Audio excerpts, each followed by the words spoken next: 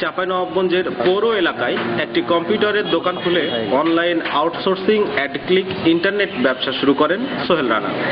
প্রথম দিকে অনেকেই হাজার, আবার কেউ কেউ লাখ টাকার মুনাফাও গুনেছেন, কিন্তু কিছুদিন যেতে না যেতেই ধরা পড়ে প্রতারণা। আমি এই ঘটনায় গত জানুয়ারি মাসের 12 তারিখে ইনভলভ হয়েছি এবং আমি সর্বমোট আমার 19,17,500 টাকা ক্ষতিগ্রস্ত হয়েছি।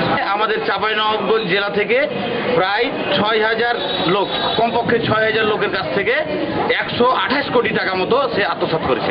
চাঁপাইনবাবগঞ্জ ব্যাংকের মাধ্যমে এবং ক্রিয়েটিভ ক্যানভাস নামের একটা অ্যাকাউন্টে সে আমাদের কাছ থেকে এইভাবে টাকাটা জমা নিয়েছিল।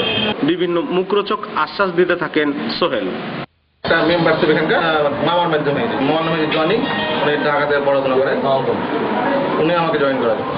ভুক্তভোগীদের চাপের মুখে শেষ পর্যন্ত তাকে গ্রেপ্তার করে পুলিশ, পরে তাকে জেল হাজতে পাঠায় আদালত।